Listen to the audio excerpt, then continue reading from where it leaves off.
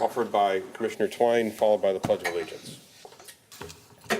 Lord, truly we thank you for your grace and mercy that you bestowed upon us this day. We ask for your wisdom and guidance as we go about the city's business. These blessings we ask in your name. Amen. Amen. Before we turn to the Pledge of Allegiance, I would like to ask for a moment of silence for the late Leroy Sizemore, who was a long-time commissioner and both vice mayor and mayor for many years. If you please join me in honoring him for a moment, please.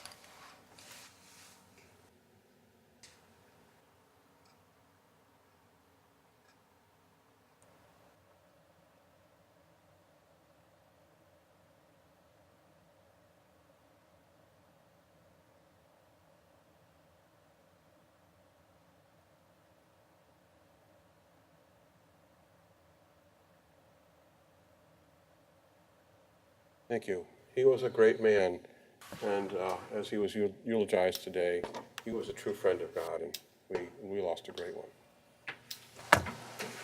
I pledge allegiance to the flag of the United States of America and to the republic which stands one nation under God, indivisible, with liberty and justice for all.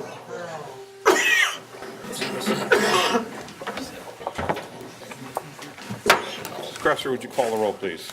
Mr. Waddington? Here. Mr. Lockhart? Yes. Mr. Poole? Yes. Mr. Murray? Here. Ms. Lloyd? Here. Ms. Twine? Here. Mr. Brady? Here. Commissioners, you have before you the minutes of our meeting of November 13, 2017. What is your pleasure? Mr. Chair, Mr. Waddington. I move that we accept the minutes of the November 13th meeting and dispense with the final reading. Doing a motion, second. Discussion? Without objection, the motion be approved. And hearing no objection, the motion is approved. We turn now to audience participation. Some new faces here, so this portion of the meeting is for those items of legislation that we'll be taking up tonight. We do have a hearing which is of interest to some on the substantial amendment program. That will be a separate hearing that we'll have in just a moment. Anyone wishing to address any of the commission items? Thank you, Mr. Mayor. I want to congratulate the three commissioners that got reelected for 2018. First of all, the questions I have pertain to on the consent agenda, item number A or letter A. It does not specify the funding source for the Dragons and Bacon Fest for 2018. Maybe someone could answer that. The other two items I'll combine together, which is item 2 and 3. One is for a fitness center grant, and the other is for a mobile diner grant. The question I have is, it looks like for the fitness, we are providing 50% of that project, and for the mobile diner, we're supplying 70% for that project. The question would be, the word reimbursement is within the legislation. Is that a situation where the two participants actually pay for the project and then the city reimburses them, or is this a payback grant that we're giving these two businesses and then they pay the grant back? There might be some confusion on the wording, whether it's a grant or a loan. So if we can get that straightened up, that'd be great. Thank you. Thank you. Anyone else present wishing to address any of our regular agenda items?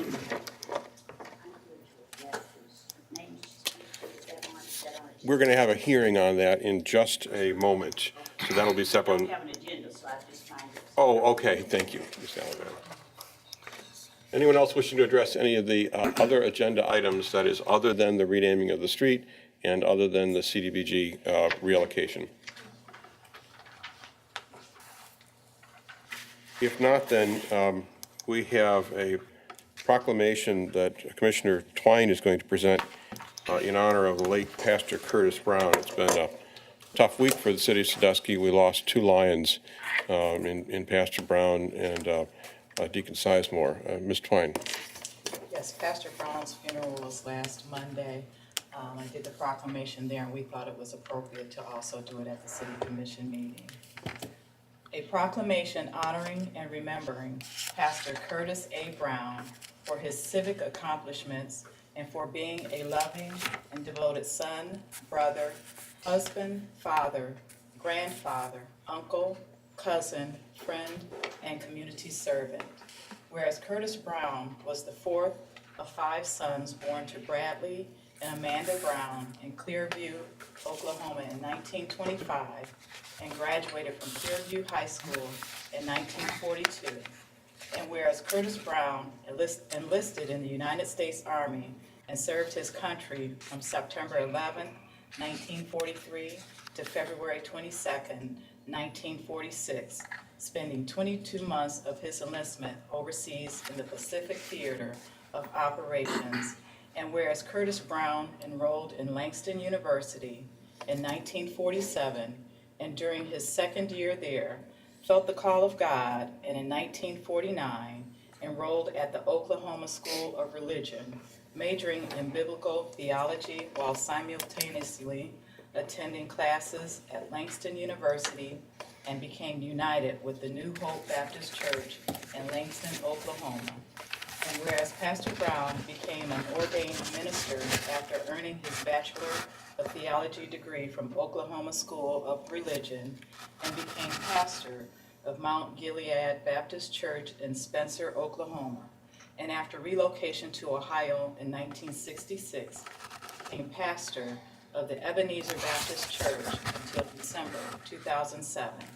And whereas Pastor Brown met and married his life partner, Dolores Boulware, in 1954, who raised their children together, Eric, Zachary, Timothy, Suzanne, Stephanie, Mara, and their foster son Alvin, and was blessed with 20 grandchildren, 18 great-grandchildren, and 3 great-great-grandchildren.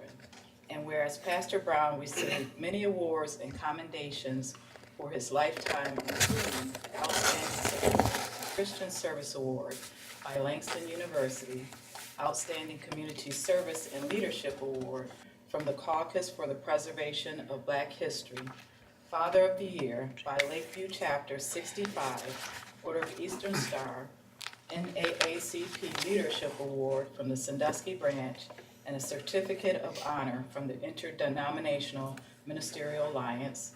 And whereas Pastor Brown has come to be known as a praying man who offered up words of prayer to persons from all walks of life and regardless of their denomination, now therefore the city of Sandusky recognizes and honors Pastor Curtis A. Brown on this 20th day of November 2017, and on behalf of the citizens of Sandusky expresses to the family of our deepest sympathy at the loss of such a great man. Thank you, Mr. Twine. And I had the privilege of presenting the proclamation at Commissioner Sizemore's funeral this morning, and I'm appreciative Commissioner Lockhart, who was also present, as was Commissioner Poole, wouldn't mind reading that proclamation, so all the folks at home have that as well. This proclamation is honoring and remembering Leroy E. Sizemore Jr. for his civic accomplishments and for being a loving and devoted son, brother, husband, father, uncle, grandfather, great-grandfather, godfather, friend, and community servant. Leroy was born in Sandusky to Leroy Sr. and Gladys in 1928 and spent his childhood and teenage years between Seneca, South Carolina, and Sandusky, Ohio, and was baptized and gave his life to Christ in Seneca. And whereas Leroy graduated from high school in 1947 and joined the United States Army, serving honorably until 1952. Whereas Leroy married Patricia Bryant and raised two daughters and 2 sons, together loving God, his family, and his community. Whereas Leroy dedicated himself not only to public service, but also to various community organizations and projects, including serving as chairman of the Deacon Board of Ebenezer Baptist Church, commissioner for the city of Sandusky with 4 years as president and 4 years as vice president. He also was a member of the city's Human Relations Commission, the NAACP, the Lions Club. He was also a Master Mason and Brother in Progress Lodge number 85, Firelands Regional Medical Center Board, Erie County United Way, Safe Harbor Domestic Violence Shelter, the Mylander Foundation, the Frost Parker Foundation, and the Sandusky State Theater. The City of Sandusky recognizes and honors Leroy E. Sizemore, Jr. Thank you, Mr. Lockhart. We have two hearings then. The first, Mr. Klein, I don't know if you want to make your way to the lectern. But the first is on a proposal to rename a portion of Shelby Street. And for those at home, Mr. Klein is the Director of Public Works, otherwise known as our city engineer.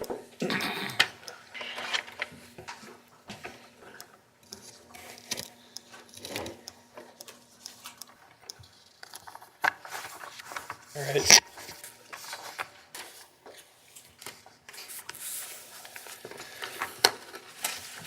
Very briefly here, thank you, Commission. Our office received a petition August 15th of this year to change a portion of Shelby Street between Fillmore and Pierce to Ebenezer Crossing. It was received from the church. And in doing our research and figuring out what's out there, what we are required to do, what we do, we contact the emergency responders and we contact the adjacent property owners. You can see on the map handed out, there are actually two properties on the west side of the street, both owned by the church. One property on the east side of Shelby Street, that one block, and that's owned by Firelands Medical Center. Both of those have Pierce Street addresses. And in addition, we sent those letters to police, fire, Firelands, emergency responders, emergency management, all of them, and we have not received any negative feedback from any of them. So with that, I really don't have much else. If this does go through, what we typically do is we will notify all the utilities, we'll notify everybody else that this is happening, we'll notify the adjacent property owners, and then we would go out and we'd put new name change or new road signs at each block. So, Thank you, Mr. Klein. Why don't you wait for just a moment, if you would, please. Commissioners, questions or comments? Either comments or any questions for Mr. Klein? This is then a public hearing, so anyone wishing to speak to the proposed name change would like to hear from you. If you'd step to the up to the microphone, to the lectern, and let us know your thoughts, this would be the time to do that. Yeah.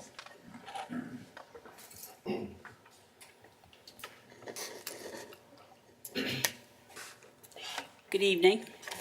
I don't want to speak against a name change. I'm excited about perhaps it will change. But I just want to thank everyone that was involved in making this agenda item tonight. And I just want to thank and congratulate all the new elected officials for the city of Sandusky. Thank you, Ms. Alexander. Mr. Lockhart, please. I just want to say that I received a letter from Pastor Clayton Lee Howard, which is the pastor of Ebenezer Church, and due to the unfortunate passing of Deacon Curtis Brown, he has requested and suggested that the name be changed in honor of Curtis A. Brown. And I support that. And so I'd like that to be a consideration during this process. Did you wish to speak, ma'am? That's pretty much what I was here to comment on. Okay. That I would prefer that over maybe something else to the building. Okay. For the record, could you give Mrs. Cresser your name, please? Sherelle Talley Sharp.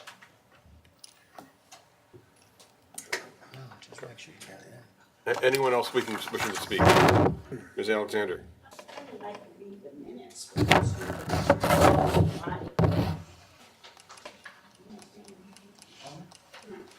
This is the chairman's idea board. And Sunday, I want to read the minutes. There was a motion made by Jackie Collins and was seconded by Sister Elster Colvin.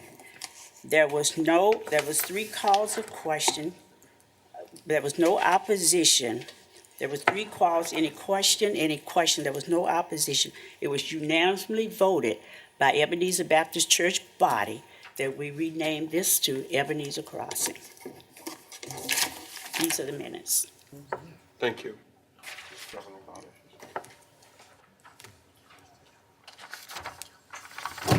Anyone else want to speak? Mr. Chairman. Yes, sir.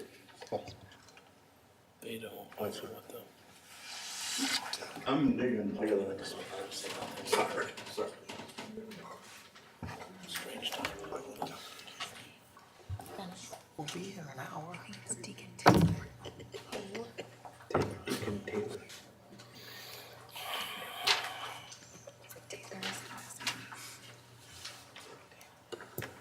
I'm Deacon Taylor, co-chairman of the Deacon Board of the Ebenezer Baptist Church.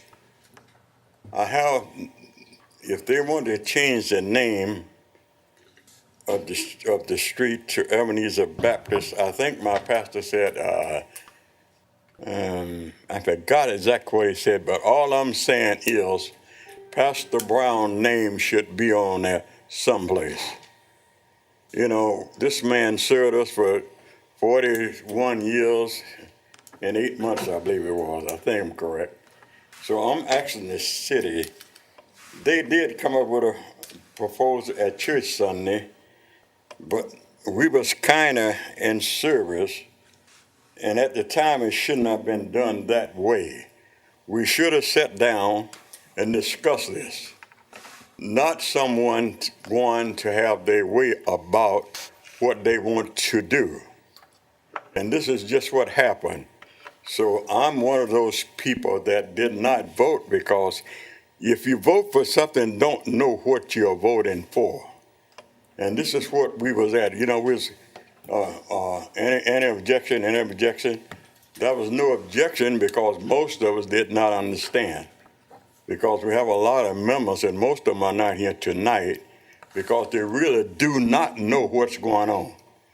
You know, you get someone that want to get up and change something, and I don't even know who gave them the authority to do it. Now, I'm not sure if our pastor done it, because he spoke to me today, but he didn't say about he giving them authority to come down and do it. And this young man over here, we are the Deacon of Ebenezer Baptist Church. So if they want to change it, it's okay, but all I'm asking to is the city that Pastor Brown's name be someplace on that street, because you're a man that he just not served Ebenezer, he have served Sandusky. And this is all I'm asking, that Pastor Brown's name be someplace. I don't know how you go about doing it. I'm sure y'all have much more knowledge than I do. All I'm asking is Pastor Brown's name be on that street someplace. And thank you for listening to me, an old man, not very educated, but I do know what I'm talking about, all right? So thank y'all very much. Thank you, sir. Mr. Haberger, I'd like to, or Mr. Harris, point of order here. The issue that is before us is a petition to change the name to Ebenezer Way. Correct. And we do not have a petition in front of us to change the name in any other way. This is designed to be a deliberate and slow process so that people have an opportunity to have their 2 cents. But I think if we're going to be considering a different name, don't we need to have a petition to that effect? At the very least, through you, Commission President, we provide notice to all the adjacent property owners. In this case, the church is one parcel and Firelands is the other. Firelands gave the okay to change the name to Ebenezer Crossing. Firelands is unaware of the audible or the proposed name change to the pastor. So at the very least, my recommendation, and I think Trevor would agree, would be just to table it to the next meeting, and at which time we can propose to Firelands if they have any objections to naming it after Pastor Brown. But in the other breath, I just want to make sure that we have at least, you're not going to get uniform.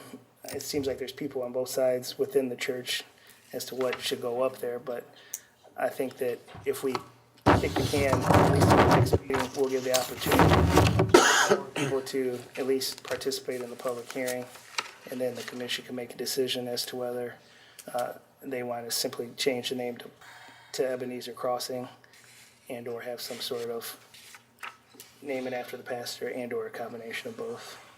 Well, thank you, Mr. Harris. Again, procedurally, we don't have any legislation in front of us tonight to Correct. change the name, so we would still be need to look at that as well, correct? Correct. So we wouldn't be voting on it tonight in all events. This is a hearing to get input. Okay, all right, thank you. Commissioners, additional, Ms. Twine. I think, I like the fact that we still have time to make a decision. What I will say is that, echoing the sentiments of the deacon here, Pastor Brown has been a significant community member of Sandusky for many years. I think naming a street after the organization or the church, and I'm going off of where the church was originally located, and it moved. And so I think what we're doing is honoring the service of Pastor Brown. Previously, the city has changed, I think it was Shelby Street to Eddie Henry Way near New Jerusalem Baptist Church. And so I think naming it after the person, just going by what we've done in the past, I think would be appropriate to changing the name to Curtis A. Brown Crossing. That would be something that I would like to be considered. And again, I think the community, the members of Ebenezer, need to voice their opinions as to what they think about that. But I would suggest Curtis A. Brown Crossing. Additional comments? Do you wish to speak further, ma'am? Would you maybe head to so the folks at home can hear you as well? We can hear you from there, but the microphone needs to catch your voice. Do that just for you. Yes, echoing Mr. Taylor and also Mrs. Twine, I feel that we really want to be able to honor people and their contributions to the community rather than buildings. Buildings don't do anything for people, other people do. So, Thank you. Curtis A. Brown. Anyone else? Then this hearing is closed, and Harris, you'll guide us through the next steps in the coming weeks and months. Okay. Yes, sir. Thank you, sir. We now have a hearing. Ms. Blanca, if you would present the proposed substantial amendment to the CDBG program.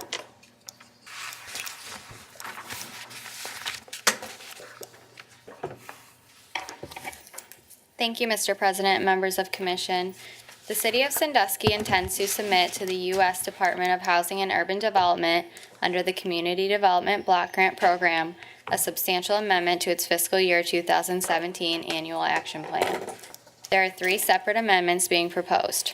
The first amendment is to eliminate the current 2017 Economic Development Revolving Loan Fund activity. This project budget was $50,000 and will be reduced to 0. Funding for this activity is no longer needed for the current program year. The second amendment is to increase the clearance and demolition activity from $108,000 to $148,000. The $40,000 increase will come from the current Economic Development Revolving Loan Fund account. The third and final amendment being proposed is to create a new activity titled Public Facilities. The new activity will have a budget of $510,000, which will come from the current Economic Development Revolving Loan Fund and will be used for the engineering and construction plans for the Jackson Street Pier. The total cost for the engineering and construction plans are $153,800 and will be completed as a design build pending commission approval.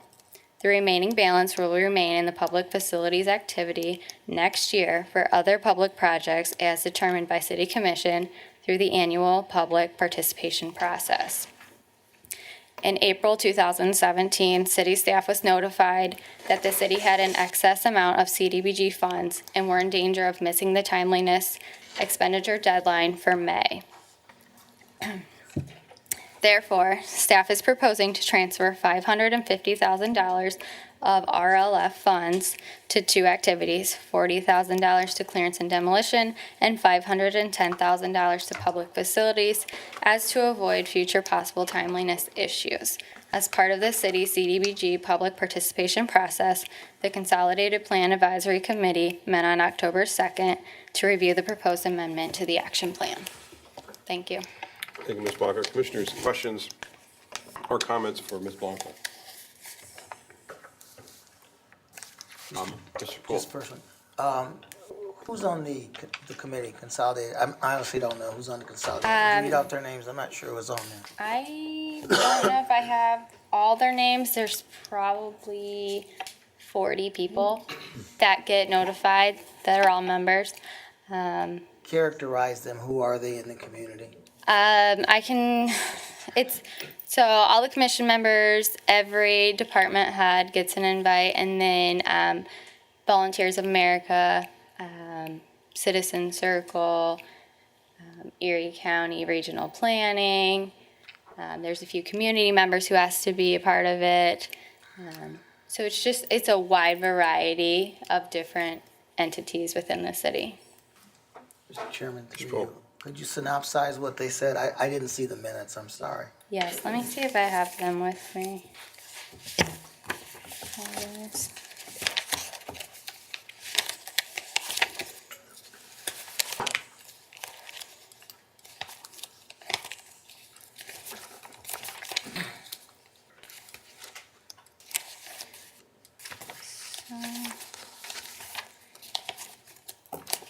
I don't have them with me. I do have the list of who attended the meeting if you'd like to know. Sharon Johnson, resident. John Mears, also a resident who was part of Planning Commission. Volunteers of America, Erie Metropolitan Housing Authority, and then Firelands Habitat for Humanity were the only participants who attended the meeting. Really, we just discussed, at the meeting, we went over the proposed amendments and then kind of opened it up to questions and asked them, how they felt about the amendments, if they thought they were okay, if we should move forward. And majority vote was yes, that they agreed with them. Mr. Poole, thank you. Just, do you have any what were the comments? What did they say? I'm trying to figure out. Those five folks recommended that we spend $510,000 on Jackson Street Pier without any question, any comments at all. Just they didn't object and moved on. Sorry, let me see if I have these. Sorry, I don't know if I have the minutes in here. If you don't have it, that's fine. Thank you. I apologize. I'm not sure if I do. Mr. President, can I Glasgow, please. jump in through the president to Commissioner Poole's questions? There are also several staff at the meeting. I think the biggest thing that came out of that meeting was not necessarily a formal vote of approval from the committee members, but I think there was a lot of education to the folks that were in the room as to why the substantial amendment was necessary and why it was being proposed by staff. So there was a lot of questions related to the letter that was received by the city in April, letting us know that we're potentially at risk of being 1.5 times our CDBG allocation, which was really attributed to our excessive revolving loan fund balance that we had trouble getting out the door. So there were several questions from community members as to what were the issues with getting revolving loan funds out the door, things like prevailing wage, things like the paperwork requirements of federal funds, and the fact that we had a new ED program that was much more user-friendly. So I think the majority of the meeting was to educate folks as to why we were even proposing at the staff level an amendment, and also as to why one of those suggestions was for public facilities, namely Jackson Street Pier, in that the design of Jackson Street Pier did not have to go through the lengthy environmental review process, which would allow the city to spend the funding by the necessary April deadline in 2018. We also did acknowledge that We wanted to do some additional clearance and demolition based on a pretty sizable priority list of properties that we needed to demolish, that we didn't want to wait till next fiscal program year for CDBG, which is why we were also proposing $40,000. So it was really used as an educational meeting as to why it was being proposed, not necessarily a formal vote. I do know that there's been a question and comment period since then, which I think we had 1 or 2 comments possibly from folks, although there were several comments within those, but the meeting was more educational and as to why the staff was proposing it. Thank you, Mr. Plasko. Commissioners, are there others with questions or comments? This is a public hearing then. Anyone wishing to speak to the proposed amendment, step to the microphone, give us your name and address, and share with us your thoughts. Mrs. Johnson's heading, then you might want to head up there as well, ma'am.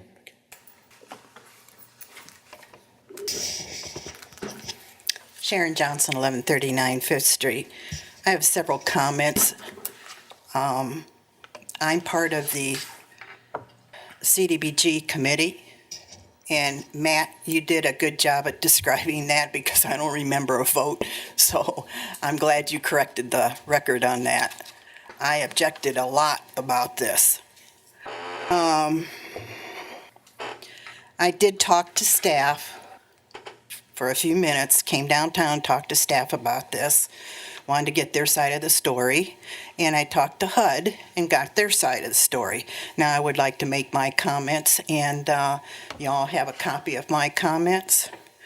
The figures keep moving around here. When they originally told us it was $610,000. Now I'm hearing today that it's $510,000. Moving over to an account, and $40,000 will be going over for houses to be taken down. $40,000 is not much. That'll take care of about 2 houses. We have a list of 200 houses that have to come down, and you're throwing us a bone of $40,000 and $510,000 over the Jackson Street Pier? I don't like that at all. This city needs so much, and we're putting so much money into that pier to turning it into another park. My second concern here is that the criteria was for helping low to medium income citizens for the Jackson Street Pier there. To me, I can't see where low and medium income citizens, I mean, that area's got $200,000 condos in that area. It's got a 2-story attorney's office next door with a marina. And across the street, you got a high-class hotel. Okay? So I don't know where low and income medium comes in at there. My third concern here is there'll be $100,000 left in the revolving loan balance. This is what originally was told to us, that I originally told me that there'll be $9,000 as a balance of the revolving loan after they get through moving all this money out. And I suggested that at least you should keep $100,000 in there in case somebody needed a revolving loan. Because that still exists. You can't delete it, okay? And I'm understanding today that there is $100,000 going to be left in that balance there. So I thank you for taking my suggestion. My fourth concern is grants versus the revolving loan fund. Revolving loan fund has become obsolete because of the grants. Through issue 8, we have given away $700,000 of money every year in grants. This year, it was boosted up to 800,000 grants were given out this year. So how can, if some businessman wants to come to us and ask us for some money, and they find out, well, look, you got the revolving loan and then you have the grants. Which do you want? Well, he's going to pick the grants. It's free money. There's no obligation whatsoever, no restrictions on that. And my example of this, of spending down the money, there was, I heard there was a balance of $659,000 in the revolving loan.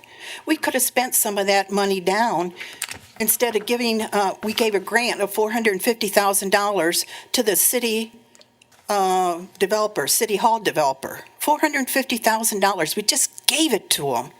We had an opportunity to give that a revolving loan fund to this guy, and we gave $450,000 away in a grant for him. Scammed us big time. Let's see. My next concern is that I was told that the CDBG fund had a carryover of $271,000.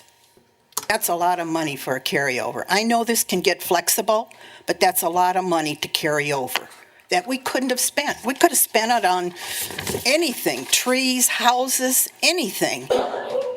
And we got a rollover of $271,000. I think that needs to be monitored more closely. My other concern here is nothing publicly was ever said. The city was given a letter dated April 16th from HUD. We met, I believe, in March, just before that letter went out. The committee did. And the budget was hacked out by June. You passed it in June. I talked to a couple of commissioners. They said they didn't know anything about this overrun. Nothing. Why doesn't staff alert the commissioners about this? Nothing was said. You could have taken care of that in the June budget. But now it comes up to October, and they're presenting this to us in October. I just about dropped my jaw when they told me this. And then it got even worse when two commissioners told me they didn't know nothing about it.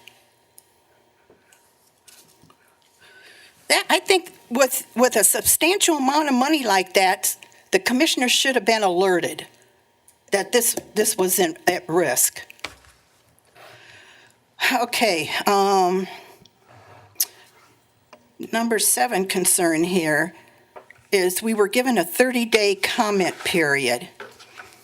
Now, I had the advantage because I sit on the CDBG committee. So they explained everything to me, okay? But a lot of these people don't understand this, and you put a little legal in the paper, okay? Yes, the city's within their requirement of CDBG requirement and criteria. But how about going a little bit above and beyond, for heaven's sake? You know, come up here before, when the 30-day period starts, and explain all of it, why we're having this problem here, that wasn't done. There was a sneaky little legal in the paper, and then the city manager mentioned a little thing in there in his city manager's report. So I just think you have to have better notification so people know that they can attend this meeting and voice their opinion. I just don't think it was very well advertised for the public meeting. Here we're having a public meeting. The comments would have been over, I think, November 4th, and here we are, November 27th here, and we're still fooling around with this. Then my last concern really ticks me off. A couple weeks later, after I submitted my comments, I took for granted that all of you were going to get my comments, okay? So I thought I'd double check on this. The girls told me, the staff member told me that you had not received my comments, and that if I wished, she would send them on to you. You people are up here 7 votes. You're going to vote on this. This is a large sum of money, and I think for a public comment section, you should all be getting the comments of the people who are commenting on this. I don't care if it's verbal, written in email, or what it is. If somebody calls up Killian, complains to her and say, hey, do you think you could send the message on to the commissioners? Everybody should have gotten any kind of comment that was being made. how are, when you say a public comment, I'm thinking, I'm trying to change your minds up here and you're not even getting my comments.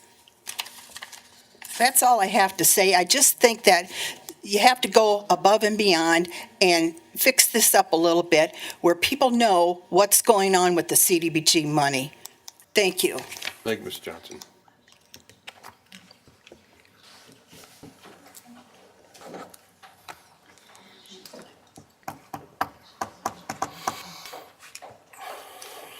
Watch my time for me. What an adversarial group. I thought today, I've been adversarial, we've all been that way, and I think we need to come together. We need to take $500,000, and by the way, congratulations, the people have spoken and welcome back. I think we need to take that $500 and realize that it was for lower income and middle income people. And I heard a comment at one of the last meetings I attended where we say, well, we'll have to give it back. So what's so wrong with that? If we're not going to use it for something to benefit lower and middle income people and children in this city, what's wrong with giving it back? Let somebody who can find people who want to bring industry to their town. $500,000 would be a good start for some industry, and we could use it here. But give it back to where it's going to benefit the people it was originally supposed to benefit. We're not doing that.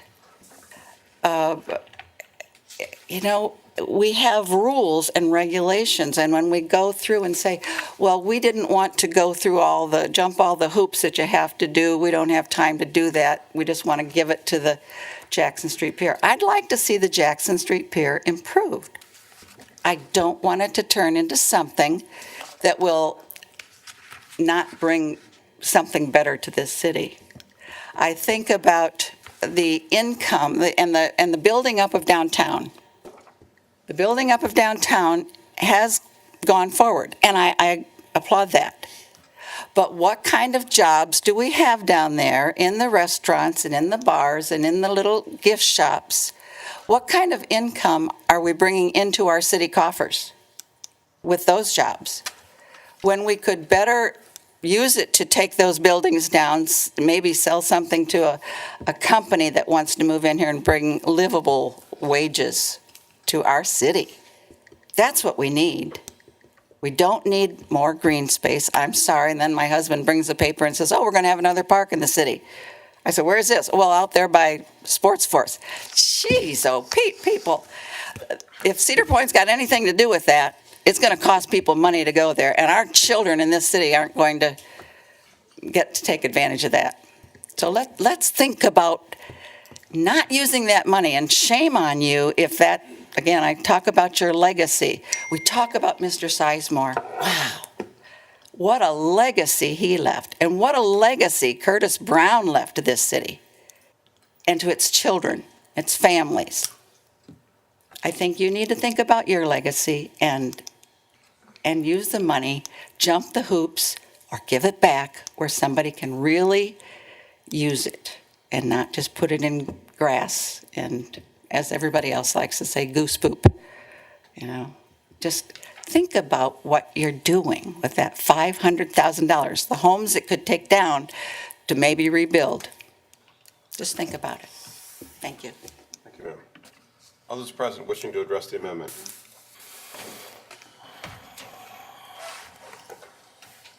Thank you, Mr. Mayor. I forgot to give my name last time when I was up here. It's Tim Schwanger, 362 Sheffield Way, for the record. I basically have 4 items, but they're primarily questions or clarifications.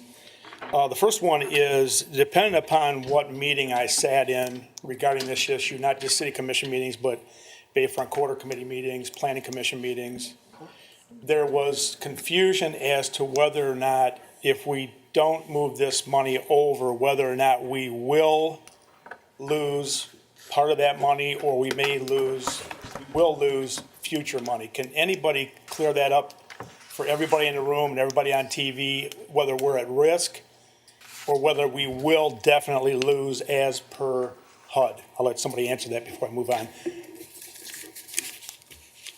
Please. Dear Mr. President, as I stated earlier today, we would be at risk of losing whatever amount we have on hand, which is excess 1.5 times our allocation. So when they run the report, if we had $100,000 more than 1.5 times our allocation, they could reduce our next allocation by $100,000. There's no guarantee that they would, but they could, so we would be at risk. Okay, I just wanted to get that clarified because I know I've been in meetings where they said definitely that we will. So I wanted to get that clarified.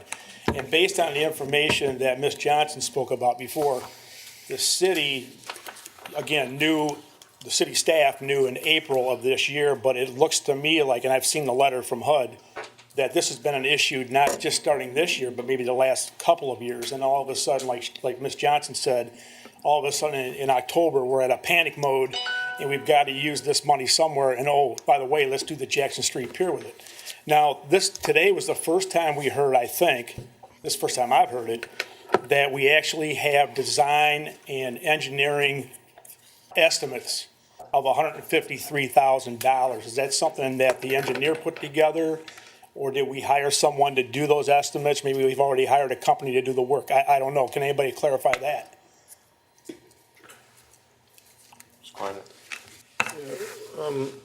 Through you, Mr. President, we're working through the scope of services with Osborne, who was selected a while ago to be the design engineer for the project. So we're still working out the final details, but preliminary numbers came in right in around there.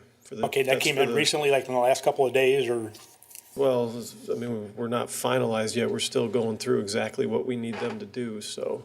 Okay. I mean, we've been going back and forth over numbers and everything else. Okay, but you're thinking that's pretty concrete, because I made some calls myself last week to some engineering firms up around Cleveland and another one in Toledo, and they said typically your design and your engineering figures are like 10% of the entire project. So if we're looking at a $5 million project, then we're looking at pretty close to $500,000 for design and engineering. So I guess what I'm asking is, are we pretty much, I mean, we're pretty close within a few dollars of that figure, you're thinking? Through you, Mr. President, this is a design build project, so those numbers are not, 10% is what ODOT would typically use.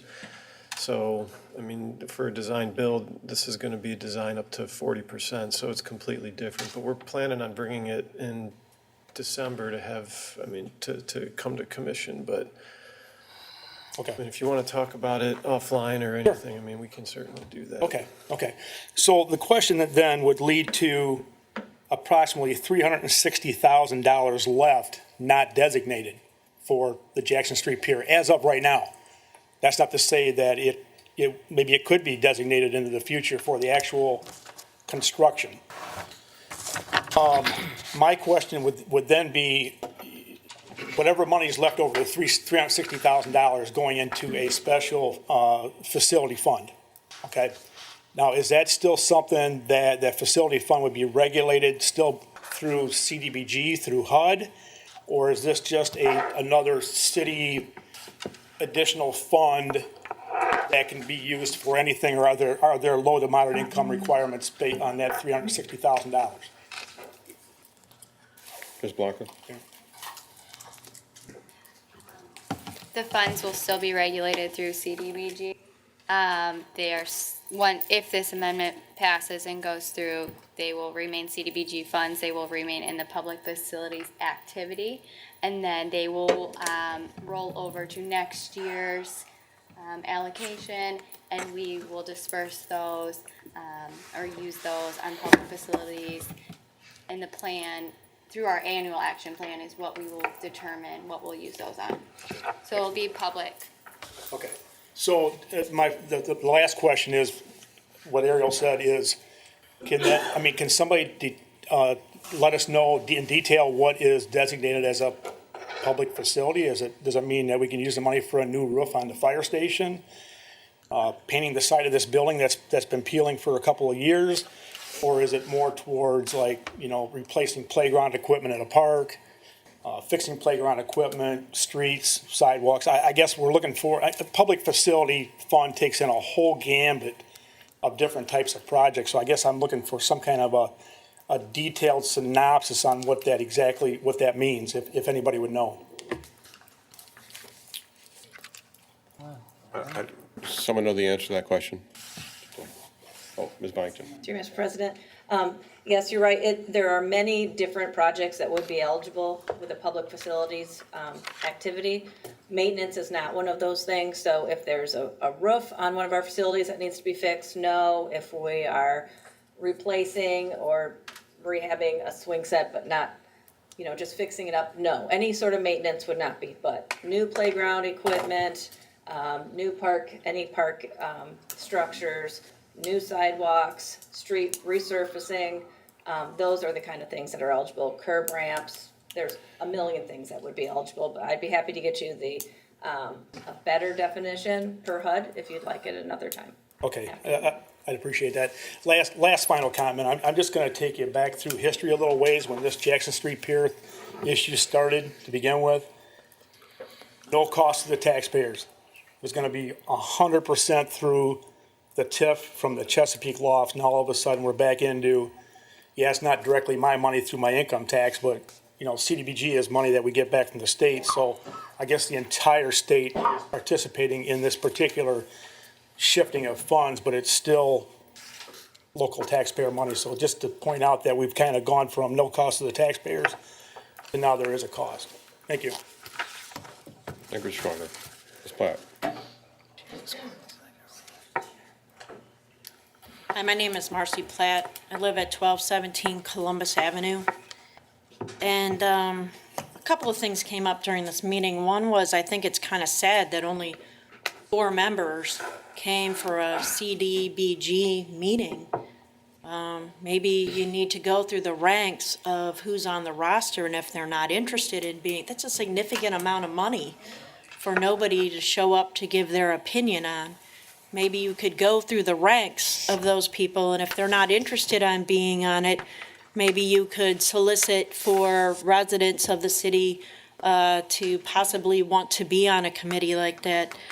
I know that Tim just touched on it. I remember one of the first meetings I came to, and you talked about the Jackson Street Pier. I remember people saying there wouldn't be any taxpayer money invested in this. Actually, that was not true, because TIF is the money that the citizens of Sandusky would have used towards their school system, which is now going towards the improvement of the area. Now we're talking about a taxpayer that's part of my federal taxes that's paying for this too. I actually have an idea. For quite a long time, I've been walking along Campbell Street, and I've been thinking about the new school that's going to go on Hayes Ave. And behind it, the block behind it going east is called Sherman Street. And I don't know if any of you guys have walked on Sherman Street. There are no sidewalks. And there's also Grant Street, and there's also Johnson Street. Within a couple of years, children will be trying to walk in that direction in order to go to school. We have no sidewalks, no curbs, no gutters in that area. That project would service all of our children, no matter what economic level, and would be a huge safety aspect to it. I was concerned because I thought maybe the city has it in their schedule to fix those sidewalks. So I looked on the city's Department of Planning, Engineering, and Development sidewalk, curb, and gutter program, and it says partway down, unfortunately, the city of Sandusky does not have a current schedule to perform sidewalk, curb, and gutter improvements. For more information, contact the Division of Engineering. As Angie has just said, sidewalks are part of that. We can't use TIF money for those sidewalks. We can use the new 8 or whatever the provision was where we got additional money for that. But why use that when we have a wonderful way of enhancing the safety for our children. And actually, we didn't lose our only grocery store in Sandusky. There is one called Save-A-Lot. And in order to ride your scooter or your wheelchair, there's no sidewalks going that back way to the actual parking lot where Save-A-Lot would be at. You have to drive your scooter or your wheelchair all the way down Campbell Street, take a right, go down Perkins Ave, and then enter in. I know that for a lot of people who have scooters, one of their things they consider is how much energy do I have to get wherever it is I need to get. And the very fact that more people will be walking there than ever who don't have transportation or to get their groceries, I just think that I would like for the commission to consider that maybe this might be a good use for that money. Thank you. Thank you, Ms. Platt. Others wishing to comment during this hearing? Mr. Mayor, I have one more question. Hold on a second. No, you've well exceeded your 5 minutes, Mr. Schwager. Other comments, commissioners? Let other people get up there, other people drink, that's okay. I granted a lot of latitude, sir, but it was enough. Mr. Poole. Just have a question. Through you, Mr. Chairman. The threshold for us losing this money was 1.5 times or percentage. What is that in real in money? Through you, Mr. Yeah, President. dollars- And Ariel dollar probably has the exact number, but it's Close. 1.5 times our annual allocation, so it depends what we get that year. So if it's $670,000 is what we get, it's 1.5 times that is how much you can have on hand. What was it last year that you say this is in? So as I said, I I really figured believe it out. Ariel would have the exact number. I don't have the exact number. Our annual amount this year was $664,148. Okay. So it'd be 1.5 times that. I don't have that amount or have my calculator with me. How did we decide that we're in jeopardy if you didn't do the math to determine it, Mr. Chairman? How did we get there? Well, I think she did the math, and what she's telling us is that amount is what's in jeopardy. Yeah, I just don't have it. How much money are we talking about? Well, through Mr. President, through the Commission President to Commissioner Poole, 1.5 times 640,000 is about 960,000. Our RLF balance of 650,000 plus our annual allocation of 640,000 is right around 1.1 million. Okay. So 1.1 million is certainly larger than the 960,000 that would typically be allotted per HUD's 1.5 time guidelines. So we're talking $250,000, is it, or is it $100,000 that's at risk? What's the question? I'm sorry. Three, Go ahead. Mr. President. Ariel, do you have the letter from HUD?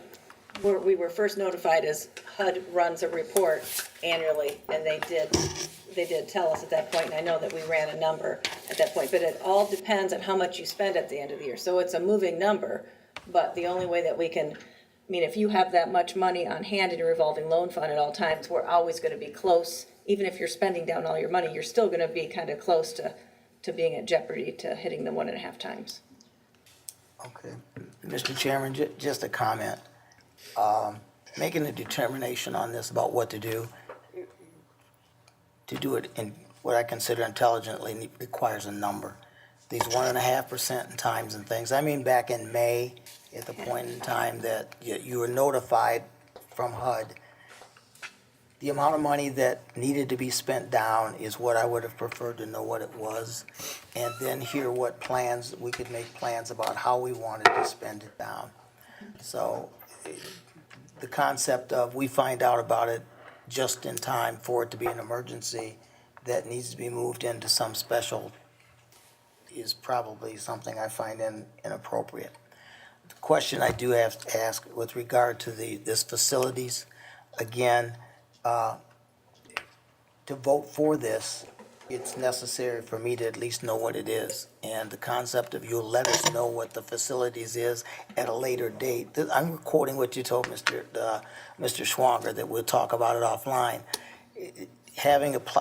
Knowing exactly what's included in that is kind of important to make a decision about whether or not I support it. So, enough said.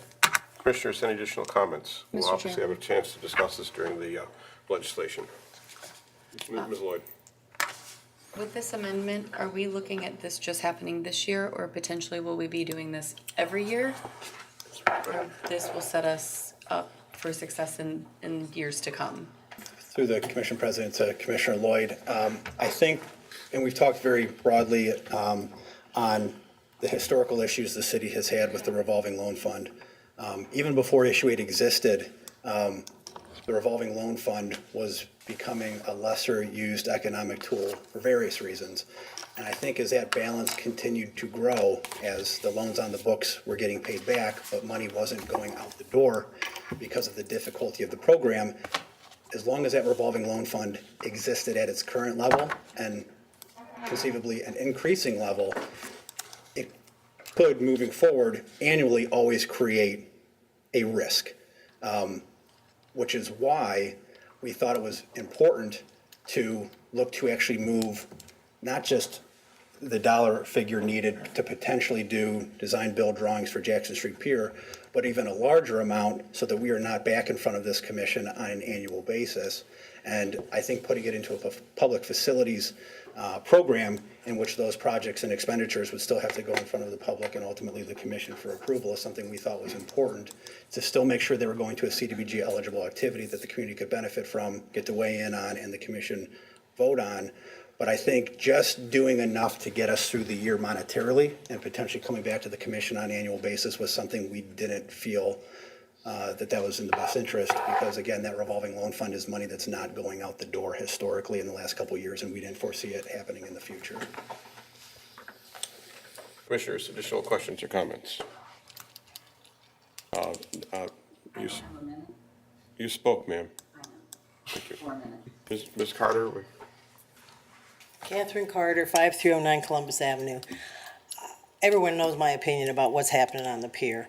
But when I hear people talking about, we've been at these meetings talking about streets that aren't getting done because they don't have the money, or it's a concrete street and they can do more streets that are blacktop compared to doing one concrete street. Sidewalks that are non-existent, that are gonna have to be there.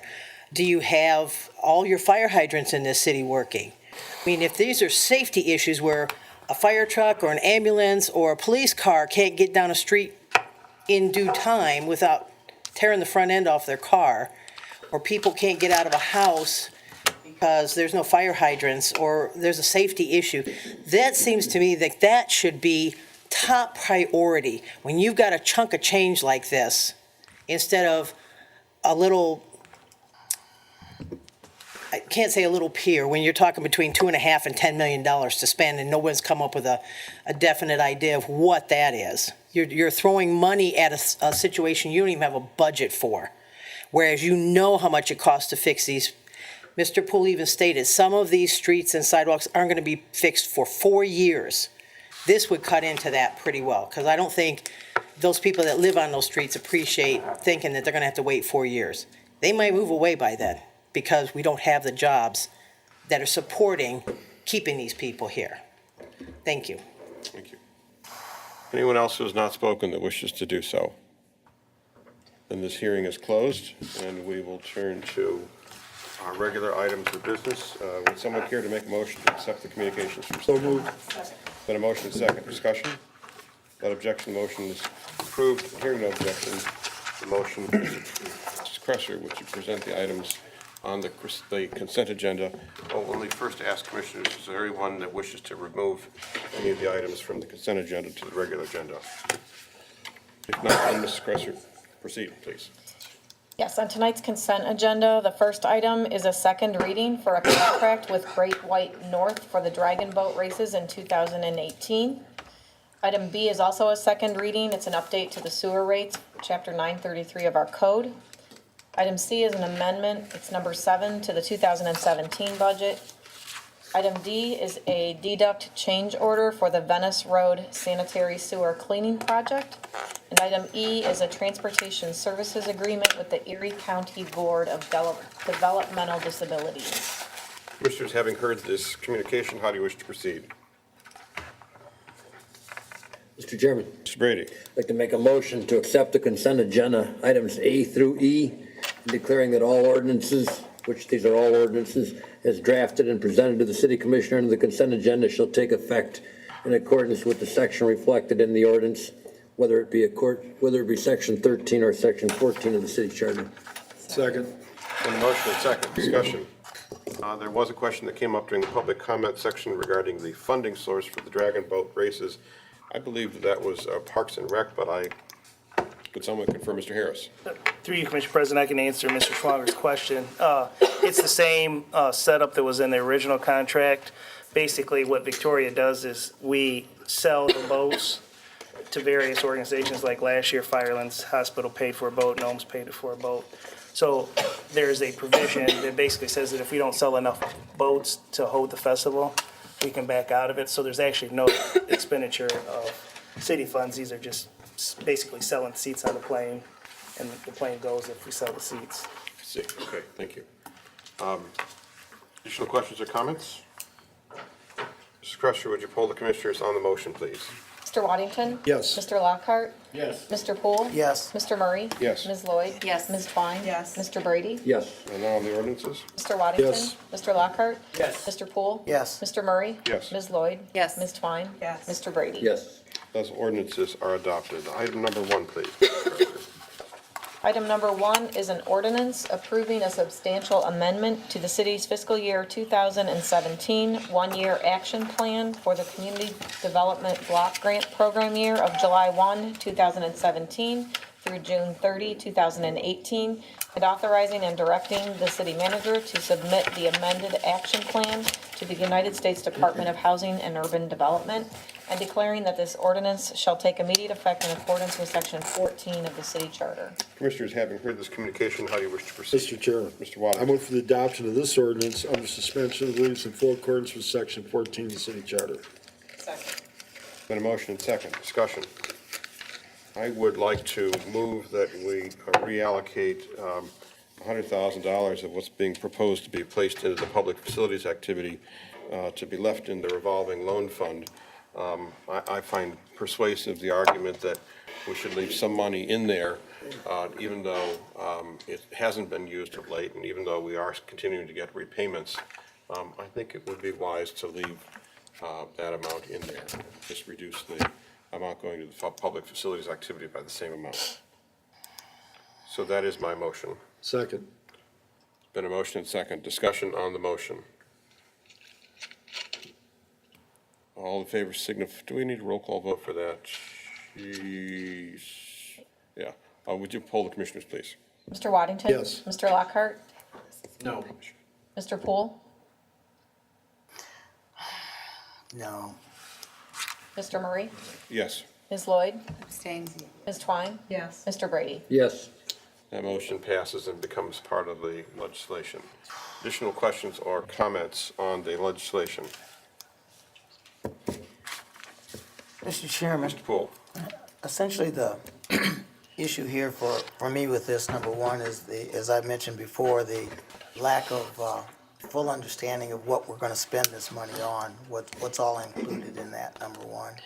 Number two, more fundamentally, the concept of what we're spending CDBG money on. It was intended for moderate and low-income improvements, and nothing's been brought forward. And when I'm done, if the staff would like to talk about how moderate and low-income folks will benefit from this, I'd be happy to listen to it.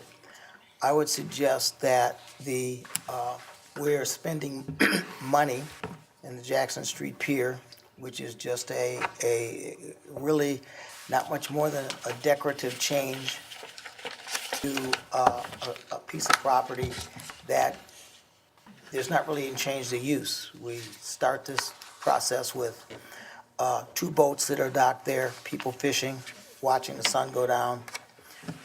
You can buy a sandwich there, and at the end of the day, other than the concrete being laid out a little differently, the only thing that we add is a building that will block the view of the bay likely block the view of the bay from Hot Dog Tony's, and some grass. I submit to you that long-term, the city of Sandusky is much better off in order to sustain this change that we're trying to make, if we add things that will bring income to the community. And that's people paying taxes. Adding grass, we already have grass all up and down the waterfront, and then we don't see people flocking to be there. I think we should be focusing this money on some of the things that were mentioned, like the sidewalks in areas that don't have them, that might give some people who live in Erie County or some young folks a reason to believe that this is a decent place to move to and that we're moving in that direction. I don't think we can move the city much further forward with another bar. And on the taxes we get, sales tax you get on selling liquor, that's not enough. There reaches a point in the equation where this economic development needs to be some economics coming back to us. I would suggest that at some point in time, the capitalism needs to work. All right, I'm satisfied with much of the grants we've given that jump-started downtown, but there's a point in time when we're gonna have to recognize that all we're doing is buying risk of people who are willing to step up, and it needs to start running on its own power. I would suggest that reducing the number of parking spaces downtown, rather than doing things that increase the demand for those parking spaces, is probably not a very good process. At some point in time, when it will begin to impact all the future development of downtown. When we add people living down there, additional businesses, the spaces that we're about to give up just because the pier doesn't look good are likely to be spaces that you're going to have to need in the long run. Just an opinion. I just recognize that I'm not hearing anybody bring out any information that disputes that. If we were increasing the demand downtown, I would suggest that the leaking boot would be flush with money and paying back their loan. The idea of taking the customers that we have and spreading them to new, exciting places is really not economic growth to a large degree that will sustain us for a long time. It's change, it's good, it's a start, but it's not gonna run this community. What makes a community grow is new people moving into town, and if we don't start focusing on the things that make people move here as opposed to stay for a couple hours on Friday night, drop a little money and leave, we're probably not gonna be successful. Thank you. Additional questions or comments, commissioners? Mr. Chairman, Ms. Lloyd? so I do agree with the fact of reducing the revolving loan fund down, trying to use that funding source myself, found it to be very, very difficult and put a lot of obstacles in development. So it seems to be this is someone, if anyone's going to use it, it's going to be their option of last resort. And understanding that some of these funds moving to public facilities will be going towards engineering and construction plans for Jackson Street Pier.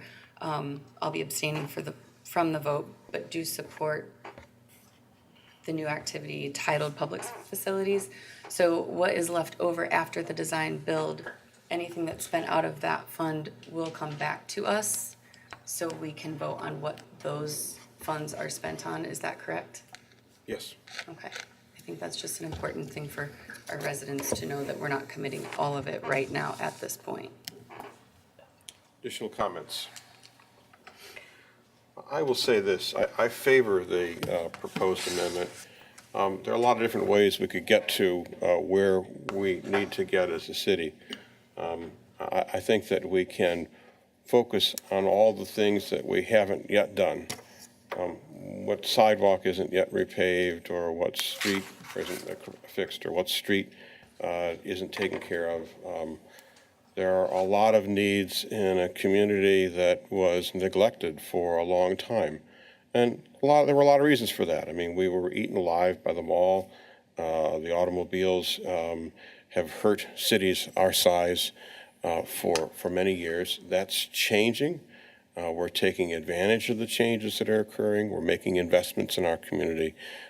This will take time, but we can see that the needle is moving, and it's up to a majority vote at this table to decide what in each particular instance is the turn that we should take or the turn that we shouldn't take. We try to get it right. We really try hard. We don't always get it right, but we have been making some progress. There are lots of different needs that a community has, and I understand that everyone has their own particular thing that they want to see brought about, and I respect that. But I would say that the overwhelming evidence is that people move to where, jobs and companies move to where people want to live. And what we are in the business of doing is making Sandusky a place that our current residents want to live in and a place that people want to move to. Yes, one more bar isn't going to necessarily do the trick, but having an energy where we have diners that are moving in town, where we have fitness centers that are moving into town, where people say there are things changing here for the better, that makes a huge difference in our ability to attract people to our community and ultimately employers to our community. So for those reasons, I favor this amendment. Mr. Cresser, would you call the commissioners, or call the roll for the Ordinance. on the ordinance? Mr. Waddington? Yes. Mr. Lockhart? No. Mr. Poole? No. Mr. Murray? Yes. Ms. Lloyd? Abstain. Ms. Twine? Yes. Mr. Brady? Yes. That passes on first reading. Mr. Cresser, would you present item number 2, please?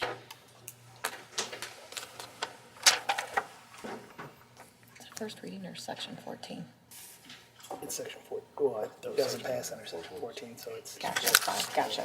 Okay. Item number 2 is an ordinance authorizing and approving a grant in the amount of $17,690.10 through the Small Business Assistance and Signage Grant Programs to Tim Dorsey Fitness LLC in relation to the property located at 301 East Market Street and declaring that this ordinance shall take immediate effect in accordance with section 14 of the city charter. Commissioners, having heard this communication, how do you wish to proceed? Mr. Chairman, Ms. Lloyd? I move for the adoption of this ordinance under the suspension of the rules and in full accordance with section 14 of the city charter. Second. Been a motion and second. Discussion. Ms. Muratoria, I see you at the podium, and I know you've been hard at work at this, and I want to thank you for what you've done to bring us to this point. Mr. Dorsey is here in the audience with us. Thank you, sir, for being here with us and for what you're doing for our community and for some of its members who need a little more exercise. Should probably knock on your door one of these days. But Ms. Muratori, would you present the proposed legislation, please? Yes, thank you, Mr. President and members of the commission. As Mr. President said, the first of the 2 grants that I'm going to present tonight is for Tim Dorsey Fitness LLC, and that company is owned by Tim Dorsey, who is here in the audience this evening. Mr. Dorsey has about 16 years of training, personal training experience, and he has been training in the Sandusky area since 2010. This project is going to be the opening of a second location at 301 East Market Street. And I do have some pictures of the current interior of that property up on the screen right now. This property is currently minimally used. You can see there's a little bit of storage in there, but for the most part, it really hasn't been used. This, as I said, will be a new location for a period of time. Both locations will be run open simultaneously, this location and then the one in the Sandusky Plaza. Ultimately, 301 East Market Street will be the only location that will be open. This new location will allow Mr. Dorsey to offer additional services, including spinning, kickboxing, circuit training, and American Ninja Warrior style training. Once he is in the new space, Mr. Dorsey intends to add 1 to 3 additional training subcontractors. And here's pictures of the exterior of the building as it is now, both on Market Street and then also the rear of the building currently. So there will be improvements to the interior of the space, including drywall and paint. And also, Mr. Dorsey would like to purchase new equipment, including the Nova Rack from Move Strong. And this is what I'm referring to as the American Ninja Warrior type circuit training equipment. And these are some pictures of that equipment here. This project will contribute to the first phase of this equipment purchase, and there will be additional phases beyond this project. Additionally, the building owner, who is separate from Mr. Dorsey, intends to make some improvements to the facility itself, including bathrooms and new glass garage doors. Here is a picture of the renderings of signage. There will be signage both on East Market Street and also in the rear as depicted here.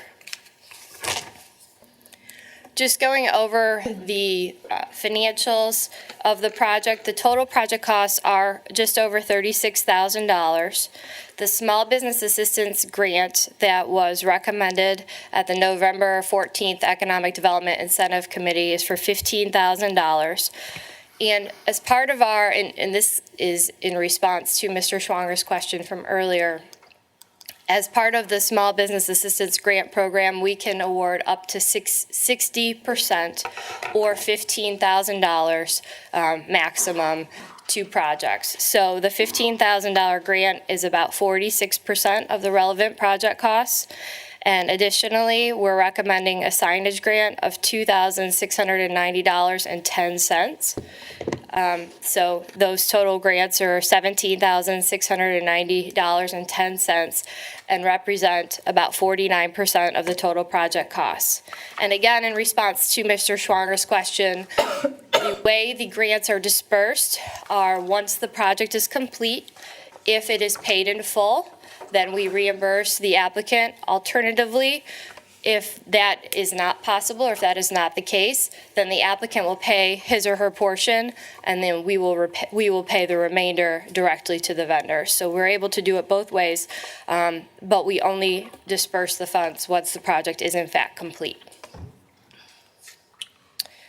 The project is expected to be complete by September 30th, 2018.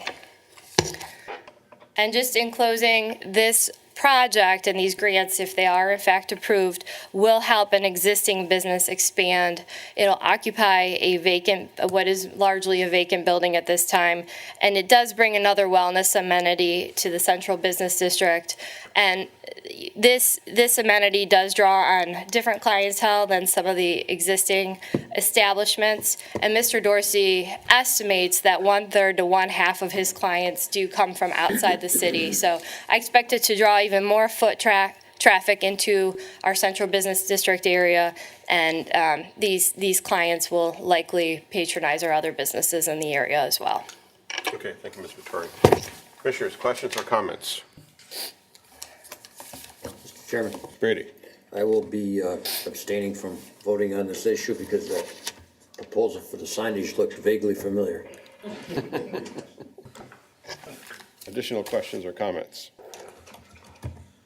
Ms. Cresser, would you poll the commissioners on the motion, please? Mr. Waddington? Yes. Mr. Lockhart? Yes. Mr. Poole? Yes. Mr. Murray? Yes. Ms. Lloyd? Yes. Ms. Twine? Yes. Mr. Brady? Abstain. And on the ordinance? Mr. Waddington? Yes. Mr. Lockhart? Yes. Mr. Poole? Yes. Mr. Murray? Yes. Ms. Lloyd? Yes. Ms. Twine? Yes. Mr. Brady? Abstain. That ordinance is adopted. Item number 4, please. Item three pardon me. is an ordinance authorizing and approving a grant in the amount of $20,742.71 through the Small Business Assistance and Signage Grant Programs to Derek's Mobile Diner LLC in relation to the property located at 1109 Warren Street, and declaring that this ordinance shall take immediate effect in accordance with Section 14 of the city charter. Commissioners, having heard this communication, how do you wish to proceed? Mr. Chairman, Mr. Waddington. I move for the adoption of this ordinance under suspension of the rules in full accordance with Section 14 of the city charter. Second. Then a motion and second. Discussion. Ms. Muratori, I see you there again, and Mr. Moore is here as present as well. Thank you, sir, for being here and for your investment in our community. Mr. Muratori, if you would go ahead and explain the legislation for us, I'd appreciate that. Thank you. And if it's okay, Mr. President, and members of the commission, I would like to actually share a video that was done on Mr. Moore that provides a nice overview of him and his business. That'd be great. Thank you.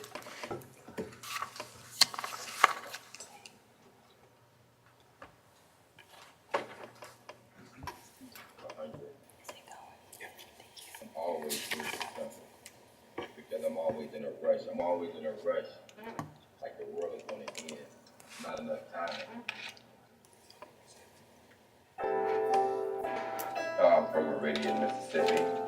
Me and the rest of my family came up here probably in 1989. We came here to get away from Trump, basically. Once I did arrive in Sandusky, I met a group of great friends. There's some great people in Sandusky here.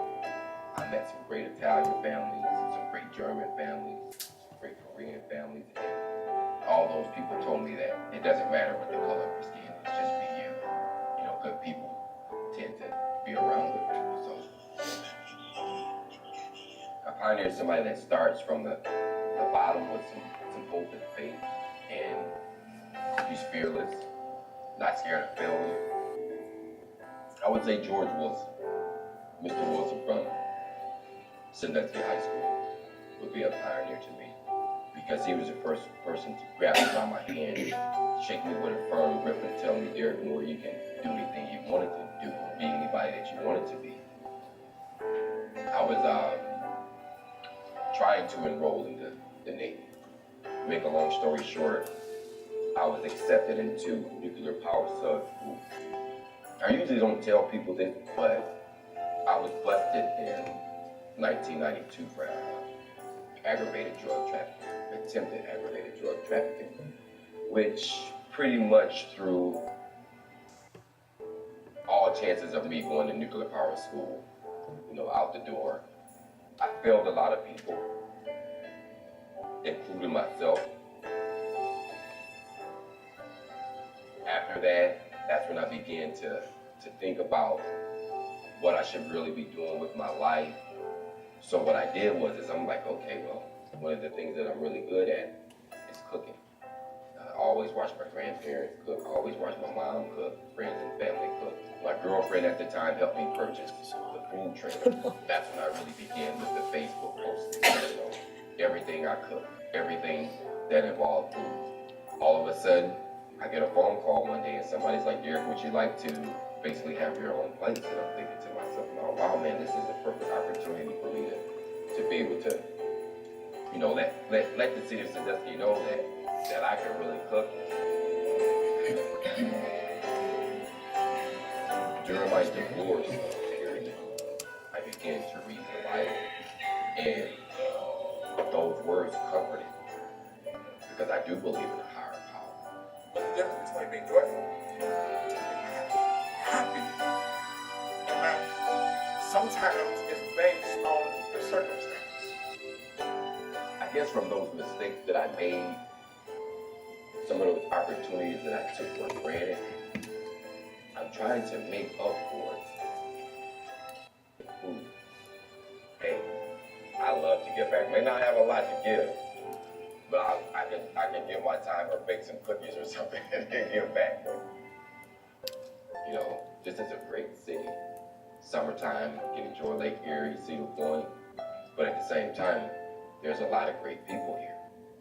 And when I look at the people coming through the door saying, Derek, hey, we see your hard work, we support you, don't go nowhere, keep fighting.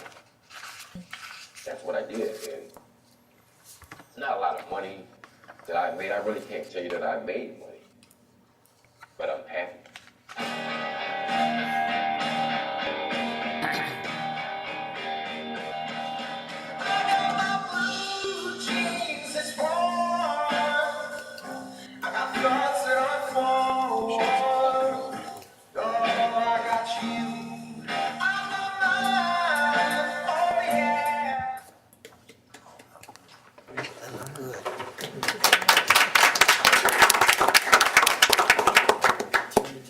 Ms. Muratori, would you explain the legislation so that the public doesn't notice Mr. Waddington is tearing up over that really outstanding and amazing video? Well, thank you. And I think that video says everything that I could say so much more eloquently and then some. And really, I think it epitomizes why we have these programs, and they have been successful, and they've helped a lot of people grow their businesses, start their new businesses. And, I think they really are making a difference. So with that said, I will jump in. And Derek Moore, owner of Derek's Mobile Diner LLC, who is here tonight. He's got about 25 years of cooking experience. And Derek's Diner specializes in soul food in a family-friendly environment. He does intend to relocate from his current location at 902 West Adams Street to a larger space that is currently vacant at 1109 Warren Street, and I do have the picture of that facility up on the screen here. He is experiencing an increase in sales volumes, and he would like to have a new, larger space with some additional seating capacity and increased visibility. So part of the project is new signage, and I have a rendering of what that signage will look like at 1109 Warren Street. Again, I think big, bright signage always helps increase the visibility of a business and drives increased traffic. So that is important. It'll also just generally improve the aesthetics of the exterior of the building. Also part of the project is purchasing new equipment for the kitchen. Particularly important is a new commercial kitchen hood.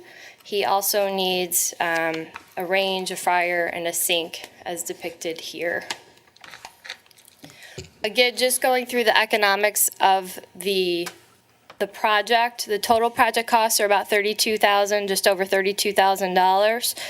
The small business assistance grant portion of the project is $13,937.40, and this is about 60% of the relevant project costs that are associated with the small business assistance. Again, this is in line with our program guidelines.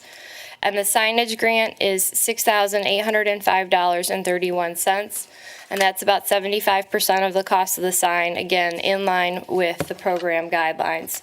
The grants as a percentage of the total project costs are about 64%, and will leverage private funds about 1.6 times.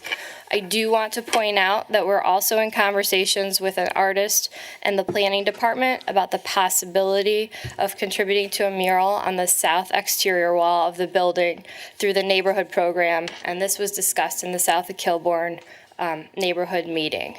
Mr. Moore does expect to add 4 to 5 additional employees at the new location once he is there.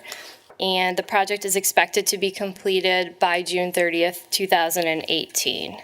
And again, I just want to reiterate that these recommendations were approved at the November 14th, 2017 Economic Development Incentive Committee meeting. So just to wrap up, this project also helps an existing business expand. It occupies a vacant building, and it provides a really nice neighborhood amenity. There's a lot of homes within walking distance to this particular location, and it'll be a nice place for a family to go get something to eat. Thank you, Ms. Muratori. Commissioners, questions or comments? Ms. Lockhart. I think it's excellent that we helped someone in a small business get a boost, get a real start in the community. And I said it many times, small business is the backbone of America. And to help enrich our community with somebody that's from here, that really wants to try and boost it up, I'm extremely happy. So well done to the staff for helping Derek Moore. And well done to Mr. Moore.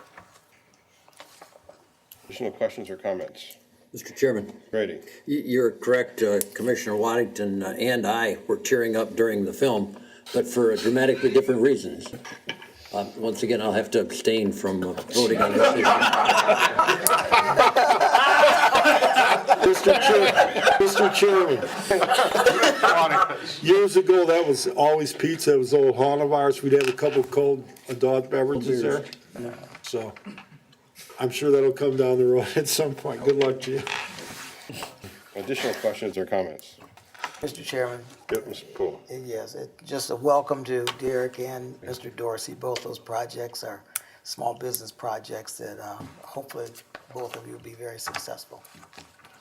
Additional questions or comments, Commissioners?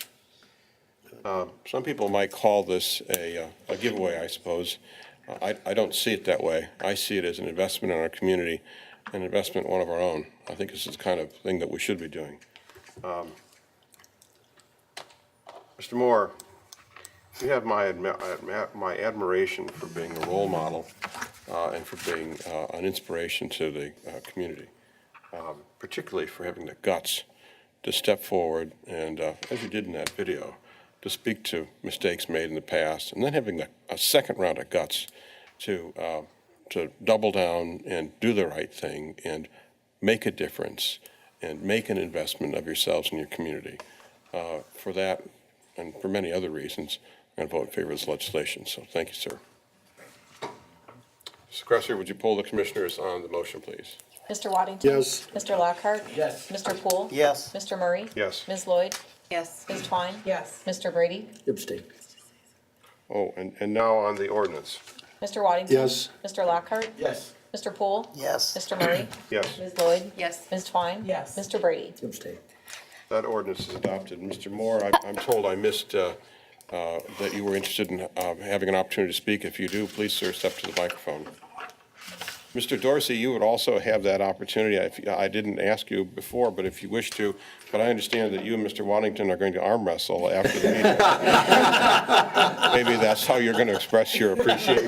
Chairman, he asked me if I ever lifted weights. I said, you're killing me. Ted Dorsey. I grew up with the barbells. No, did I ever lift weights? Moore, please, sir. First of all, I'd like to thank everybody. You know, it's more than a business deal or more than a grant that was approved today. And it started, you know, probably a year ago with that video. And one thing I see is that Sandusky is changing. You know, we have bigger signs that tell visitors where certain businesses are located. There's a change going on for the positive, and how this has personally affected me is that there's a lot of people in this city that believe in me. And when that video came out, the support from all areas of the city, it gave me a boost. It gave me a burst of energy to keep doing the right thing. I'm proud of this city, but most of all today, I'm proud of myself. Earlier in my life, I was in a battle. I thought everything had to come really fast and that my season had to be when I was 18 or 19. Well, that season is now. I get to participate in hiring employees, revitalizing an area that has been down for some years. And most of all, I'm living my dream. So this grant is not just about money. It's about teenagers. It's about younger people seeing that when you make a mistake, you can pick yourself up, and the city itself believes in me. Maria, Eric, Joe DeCapsule, Andy, Van Pynton. Man, it's a group of great people in this city that they just believe in doing the right thing. And there's a lot more to come, and I just want to thank you guys for giving me the opportunity. Thank you, Mr. Moore.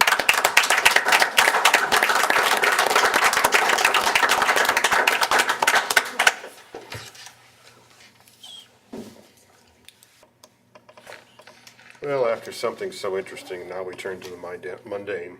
Mr. Cresser, would you present item number 4, please? Item number 4 is an ordinance approving a grant. Wait a minute, I'm sorry. 4. An ordinance authorizing the city manager to enter into a 4th amendment to the master agreement with First Energy Solutions Corporation to provide electricity to both residential and small commercial customers within the city of Sandusky's aggregation program, and declaring that this ordinance shall take immediate effect in accordance with section 14 of the city charter. Commissioners, having heard this communication, how do you wish to proceed? Mr. Chairman, Lloyd. I move for the adoption of this ordinance under the suspension of the rules and in full accordance with section 14 of the city charter. Second. Been a motion and second. Discussion. Now, Mr. Haberger, I did not mean to pick on you, but you seemingly took some offense, so maybe I should have said pedestrian instead of mundane. But this is important, and it results in a very substantial savings cumulative for the community. But if you would please explain the legislation for us, I'd appreciate it. Sure. Buckeye Energy Brokers through Tom Bellish issued an RFP out for the residential and the small commercial business kilowatt hour rate for electric energy. And it came back with 6% off what's called the compare. What they do is they take a comparable price, so that you're comparing apples to apples. So they're taking, First Energy Solutions will be taking 6% off of what Ohio Edison would be charging for the residential, and then 4% off of that for the small commercial accounts. Now, usually, when you're looking at your electric bill, you want it to be lower, but in this case, it's a percentage off, so you want it to be higher. The 6% and the 4% were better than the other, I believe there were 4 or 5 other people that submitted an RFP. So there is, the recommendation is to go with First Energy Solutions, just so the commission's aware. The Public Utilities Commission of Ohio went with First Energy Solutions as well, so we're just following in line with them. Thank you, Mr. Hayberger. Questions or comments, commissioners? Mrs. Cresser, would you poll the commissioners on the motion, please? Mr. Waddington? Yes. Mr. Lockhart? Yes. Mr. Poole? Yes. Mr. Murray? Yes. Ms. Lloyd? Ms. Twine? Mr. Brady? Yes. And now on the ordinance? Mr. Waddington? Yes. Mr. Lockhart? Yes. Mr. Poole? Yes. Mr. Murray? Yes. Ms. Lloyd? Yes. Ms. Twine? Yes. Mr. Brady? Yes. That ordinance is adopted. Item number 5, please. Item 5 is an ordinance authorizing and directing the city manager to accept an offer from K.M. Smith Equipment LLC of Milan, Ohio, to purchase a 2013 Vibrotech VibroScreen SCM40 in the amount of $40,000 for use by several city divisions, and declaring that this ordinance shall take immediate effect in accordance with Section 14 of the city charter. Commissioners, having heard this communication, how do you wish to proceed? Mr. Chairman, Ms. Twine? I move the adoption of this ordinance under the suspension of the rules in full accordance with Section 14 of the city charter. Second. Been a motion and second. Discussion. Mr. Chairman, Brady? I asked Mr. Klein to give us just a brief description of this purchase of this Vibro screen. It's an interesting opportunity for the city at what I think is a very good price. Through Mr. President, as everybody's aware, we do a lot of construction activities through various departments: sewer, water, street departments, public services departments, and we have various disposal piles throughout the city. Typically what we do now is we take those piles directly to the landfill, dispose of them in the landfill, and pay those tipping fees and hauling fees. We have an opportunity in front of us that I'd like to actually thank Scott Cromer, Dave Borsick, and Josh Snyder, who's the service director for Norwalk, that they've had discussions about ways that they were able to save money in the past on those disposal fees. One of those was to purchase a piece of equipment that would screen it. And when we're looking for backfill, we don't have to purchase that backfill material, because we can take some of those piles, those disposal piles, and we can separate out all the debris, the rocks, the asphalt, the concrete, and we can use that clean material for backfill. That reduces our landfill costs. It also reduces our purchase of new material costs. This goes to our wastewater treatment plant for some of the disposal materials that we have there as well. So this piece of equipment became available. It was actually used at the Lions Park project, and the subcontractor out there approached us and said he was going to be getting rid of his equipment, and he wanted to know if we would be interested in it. So this was an opportunity that became available. This piece of equipment's typically about $60,000 in that range, and we would be able to purchase it for $40,000. Now, what we did in our O&M budgets, because we typically have a significant amount of disposal fees, landfilling fees in our O&M budget, we actually were able to reduce that just on estimated quantities from our conversations with Norwalk on what their reduction was. So for that $40,000, we've already reduced our O&M budgets $30,000, and and transferred that money into other line items like asphalt and street-related products. So We're looking at the return on investment on this particular piece of equipment in under a year and a half, more like 16 months. Thank you, Mr. Klein. Commissioners, questions or comments? Mr. Chairman, Mr. Poole?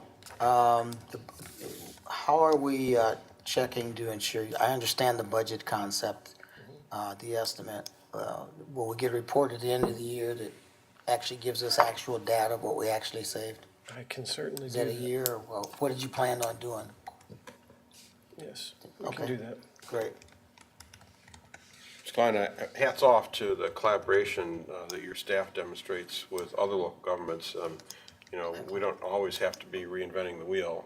Let's look and see what other people are doing, and I know you provide for a lot of those opportunities, and I just think that's good, smart government, so thank you. Additional questions or comments? Mr. Cresser, would you poll the commissioners on the motion, please?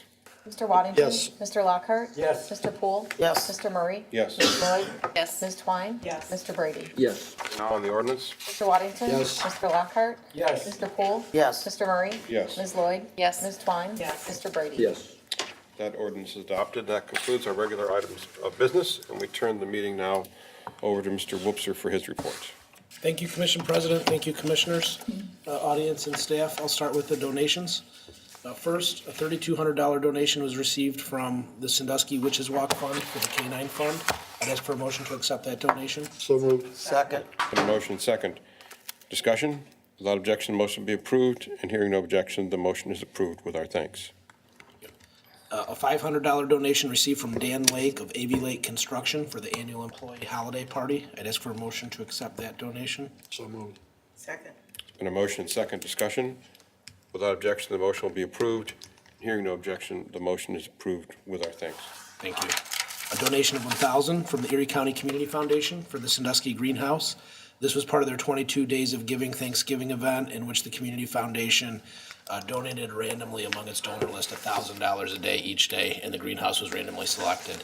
The money will be used to help purchase the new sign that came up at our last meeting for the greenhouse, so the timing was good. I'd ask for a motion to accept that donation. So moved. Second. Been a motion second. Discussion? Without objection, the motion will be approved, and hearing no objection, the motion is approved with our thanks. Mary Karcher of 3212 Mylan Road donated this year's Christmas tree. Thank you to Barnes Nursery for picking and placing the tree in the plaza. We'd ask for a motion to accept the donation of the tree and the in-kind work by Barnes Nursery. So moved. Second. Been a motion second. Discussion? Without objection, the motion will be approved, and hearing no objection, the motion is approved. And special thanks to Mary Karcher. I don't know how many of you might know her. She is a very dear, sweet lady, and that was a wonderful thing that she did. And the fact that Barnes picked it up and placed it again was something they've done now many years, and we're very thankful to them for their contributions as well. Thank you, Commissioner. And finally, an $800 donation was received from the Remember Cruisin' Car Club for the City of Sandusky Skate Park. I'd ask for a motion to accept that donation. So moved. Second. And a motion second. Discussion? Without objection, the motion will be approved, and hearing no objection, the motion is approved with our thanks to the Car Club. Thank you. Moving on to administration. The City of Sandusky, through my office, appoints 2 members to the Erie Metropolitan Housing Authority Board of Commissioners. Currently, our Law Director, Justin Harris, serves as one of those appointees. The other appointee, pursuant to federal law, must be a tenant board member. Recently, the city received recommendations from the board and staff of Erie Metro. The most highly recommended candidate from the list was one Detra Brown. I did a phone call interview with Mrs. Brown, and with the city's formal approval of this appointment, would like to recommend her. She is eager and willing to accept and serve as a member of the MHA Board of Commissioners. So I'd ask for a motion to support that appointment. So moved. Second. It's been a motion and second. Discussion? All in favor signify by saying aye. Aye. Opposed? Appointment's made. Motion approved. Thank you. Also, I just wanted to give recognition that Tiffany Taylor from our IT department, who's done a great job ramping up our GIS program, which you've seen a lot of, submitted the city's tree inventory map to the Ohio chapter of URESA, which is the standard for GIS-related technology for regional, local, state, and federal agencies. The map was selected among a number of submissions for the gallery to share the concept with other communities. We just wanted to show that our GIS program is not only making progress locally, but is being recognized, and we want to congratulate Tiffany for her important work. Also moving on to the Finance Committee. The Finance Committee meeting the last Finance Committee meeting of the year is Friday, December 15th at 7:45 a.m. in the Commission chambers. Also, a general reminder for property owners of vacant dwellings. If your dwelling is expected to remain vacant and unoccupied during the winter months, we highly recommend that you contact our office to turn off the water. This will help prevent your water lines from freezing and breaking, which could lead to costly repairs for the property owner. The customer accounting office is 419-627-5893. Again, that's 419-627-5893. Also, water and sewer rates will increase with the January 2018 bill. Information regarding the annual rate increases through 2021, bless you, are available on the city's website. Moving on to Public Works. A reminder for our residents to please pay attention throughout the winter to signage for emergency snow streets. Moving on to Community Development. There were approximately 370 applications submitted across the state for the medical marijuana control program dispensing applications for 57 licenses. With regard to the district in which Sandusky is located, which is Northwest District 8, there were 6 applications, of which 2 will be awarded licenses. Results of the application process are anticipated to be announced toward the end of the first quarter of 2018. Also, a special planning commission meeting will be held December 5th at 4:30 in the first floor conference room. Applications submitted include the Ontario School and the Hancock School. Also, the regular planning commission meeting is scheduled for December 20th at 4:30 p.m., also in the commission chambers or the first floor conference room. The regular Board of Zoning Appeals meeting will be held Thursday, the 21st at 4:30 in the commission chambers or first floor conference room. That concludes my remarks for this evening. Thank you. Thank you, Mr. Whitney. Commissioners, questions or comments for the manager? Chief, I just wanted to take a moment to underscore the no parking ban on the snow streets. That is an important life and safety issue, and in the past, we had not always enforced that. But this last year, if I remember correctly, last year we didn't have any snow. Maybe it was a year before that. Your department did begin to ticket and enforce that, so people need to understand that that's a real issue, and in order to protect the public health and safety, I assume that we will take those steps again. Yes, Mr. President, we will do the same as we did 2 years ago and I planned on doing last year. If we didn't have any snow, if we don't have any, that'd be great. But generally, after the heavy snowfall, we give folks, time to move their vehicles. So if we know preemptively, we try to get the main thoroughfares cleared out with the street department and snow plows. And we always try to make contact with the residents at their homes prior to ticketing and towing them. So we'll be definitely doing that this year as well. Thank you, Chief. Additional questions or comments for the manager? Then we will turn to items of old business. Anyone having any items of old business? Anyone having items of new business? Mr. Chairman. Boddington. I'm hoping all the commission can attend. I had a discussion today with Linda Miller-Moore from Care and Share, and we're going to do the food money drive on Saturday, December 9th, and that'll be from 10 till noon. It's just 2 hours, and last year we did really well. The money that we raised there, she can buy a lot more food than if we went out individually, but she's also going to be taking, if you want to drop off any type of donations, put down there clothing, blankets, food, and that. And I know, Mr. Brady, Mr. Murray, you've done several of these over the years with myself down there. I just think it's a worthy thing, and I'm glad that we have it in our community. Thank you for leading that again, Mr. Waddington. It wouldn't be Christmas without seeing you down there, Karen. Yeah, right. Additional items of new business. Mr. Chairman. Mr. Brady. I would like to make a motion for an executive session regarding eminent litigation. Second. Been a motion and second. Discussion? Mr. Cresser, would you poll the commissioners on the motion? Mr. Waddington? Yes. Mr. Lockhart? Yes. Mr. Poole? Yes. Mr. Murray? Yes. Ms. Lloyd? Yes. Ms. Twine? Yes. Mr. Brady? Yes. That executive session is set. Commissioners, we do have a request to rezone properties at 2513 Venice Road and 1651 Tiffin Avenue. And we would like to be able to set a public hearing on January 8th for that purpose, for the purpose of considering that. And if someone would care to make a motion so that could be set, I'd appreciate that. Second. Been a motion and second. Discussion? All in favor signify by saying aye. Aye. Aye. Opposed? Motion carries. Additional items of new business. Mr. Chairman, Mr. Brady. I don't want you to think that I'm forgetful and forgot what I just said, but I have to make another motion for an additional executive session regarding eminent litigation. Second. There's been a motion and second. Discussion. Mrs. Cresser, would you poll the commissioners on the motion, please? Mr. Waddington? Yes. Mr. Lockhart? Yes. Mr. Poole? Yes. Mr. Murray? Yes. Ms. Lloyd? Yes. Ms. Twine? Yes. Mr. Brady? Yes. That executive session is set. Additional items of new business. Then we will turn now to audience participation. Anyone wish to address the commission on any city items, please step to the microphone, give us your name and address, and share with us your thoughts. All right, Mr. Mayor, one more time. Tim Schwanger, 362 Sheffield Way. I hope everybody's been able to see the new signs that are being put up for the wayfinding.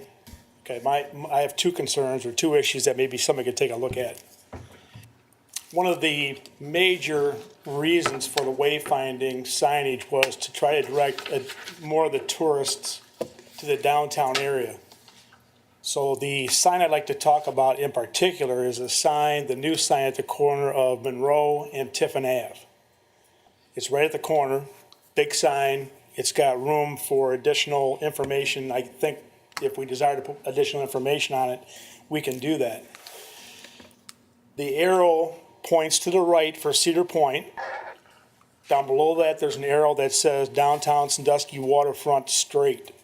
Is there a chance that we could have whoever put the sign in give tourists an option of either turning right on Monroe Street, which is where GPS takes you to begin with, and add an additional arrow going straight to give tourists an option to travel through downtown to get to Cedar Point?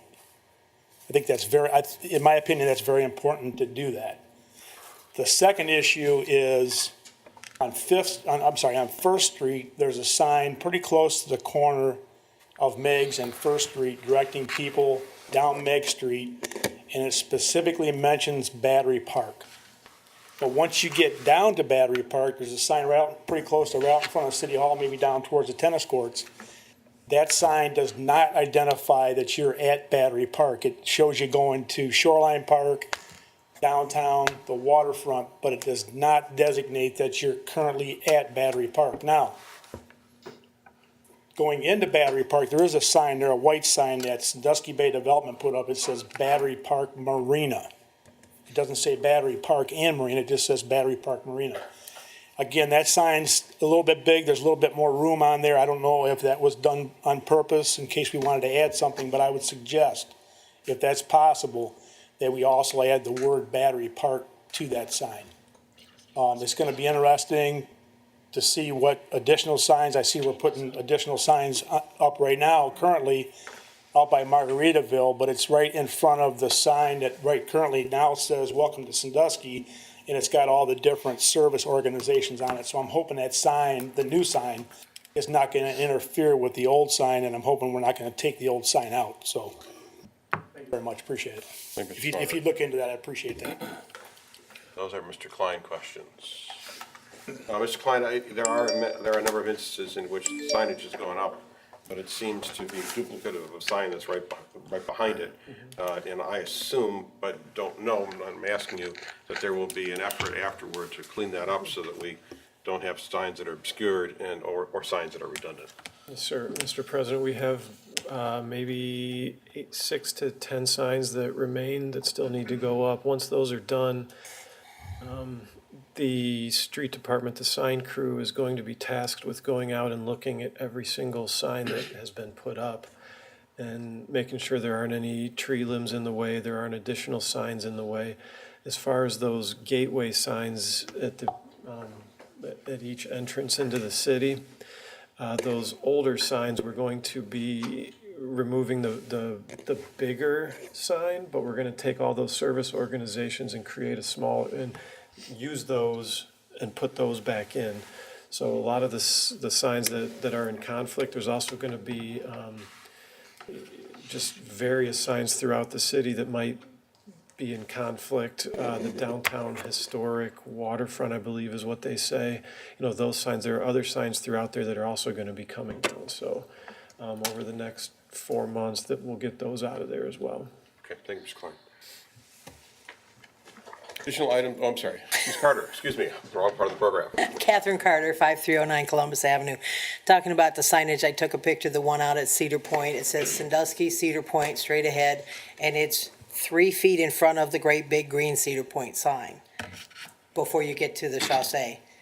It would make more sense if it was past the chaussee and before where you turn over to go to Perkins Avenue, because it would keep directing people in that direction. But it's literally 3 feet in front of the sign that's already there and there. Mr. Poole brought up the building on the pier, blocking the view. We were talking about that the other day. We started the thing about Jackson Street Pier in the beginning. Everybody, and Mr. Pesta even acknowledged this several times. Everyone keeps telling him, don't block the view, don't block the view. From the streets heading into town, from the streets, from Shoreline Drive, from any of the parks. That building will block the view. So will the 4.5-foot pile of dirt with concrete steps from one side to the other side of the pier will block the view from the road when you're walking, riding your bicycle, or driving through. To me, it would make more sense to, and that's just me, put ODNR at the other end of this building and take that beautiful building that's already there and develop that into your event place. One big room downstairs with a kitchen and bathrooms. You can put bathrooms on the outside in the back. That would be bathrooms for the pier, the activities on the pier. And I hate to say this because Mr. Whoops will have a fit, but it has its own parking. So if you're going to have a little wedding there, the bride can get back and forth. And it's there. It's already there. So it's not going to block any additional view. I brought it up with Mr. Poole after what Mr. Poole said was because we were at the planning commission meeting, or the planning meeting, and Mr. Pesta brought up his Shoreline Drive design, and he's got trees all the way down the north side. Those trees are going to get big, and they're going to block somebody's view. They're going to block the view of the businesses that are there, the offices that may soon be there, or apartments. He's got trees behind Shade Mylander. That's going to block the view. That's a beautiful view when you're coming down Columbus Avenue. It draws you right to it. The Jet Express is there. People know where they're at. They're in downtown Sandusky. They're looking right at the lake. And he's going to put trees up. I don't understand that. He's putting trees underneath these power lines that, I've got these power lines in my backyard all the way down the street, and we've been told by Ohio Edison or whatever, we are not allowed to put trees within 20 feet of those lines, but they're going to do it down here. So I'm trying to figure out what kind of mojo you people have that can get what you want no matter what. It doesn't make any sense. People are just scratching their heads. But back to the ODNR, I think that's a beautiful building. I would take that black glass out and put normal glass in there and put those big turtleback awnings over it. They can retract in the wintertime so they don't get ruined by the birds. And I think that would be, it's already there. That's Sandusky history. And I think that's a better use for that building. And I'm sure if you work with Sandusky to get all this stuff out here on, at the airport and whatever else they're dealing with, I think you can work with Sandusky on, or Cedar Point, sorry. I think you can work with Cedar Point with that too. I'd love to see that effort. And I'm talking to somebody right now, I know you think I'm all flighty, but I'm talking to somebody right now about going in and looking at Cardinal. Hope. Got my fingers crossed. Thank you. Thank you, Ms. Carter. Anyone else? Then we will take a brief recess and resume with the executive sessions.